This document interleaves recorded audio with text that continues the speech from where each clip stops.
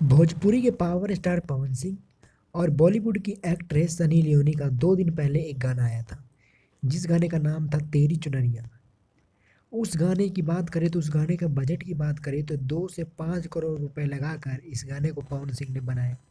लेकिन अब इस गाने का विरोध हो रहा है। कुछ लोग इस गाने को अश्लील बता रहे हैं, कुछ लोग इस गाने को अच्छा बता रहे हैं, कुछ लोग पता नहीं क्या क्या भला बुरा बोल रहे हैं।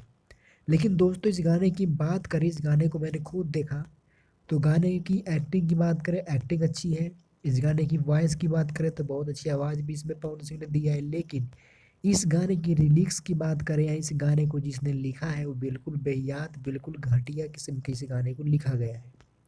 इस गाने को गाने वाला अच्छा है, इस गाने में एक्टिंग करने वाला अच्छा है, लेकिन इस गाने के लिखने वाला बिल्कुल भी अच्छा नहीं है और बिल्कुल भी इस गाने को अच्छे तरीके से नहीं लिखा है।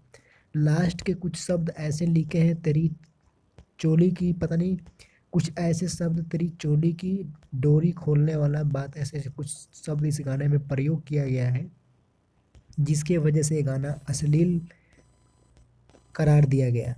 अब इस गाने को विरोध लोग कर रहे हैं और ये गाना आज 1 नंबर ट्रेंडिंग में चलने के बावजूद भी ये गाना फ्लॉप हो चुका है।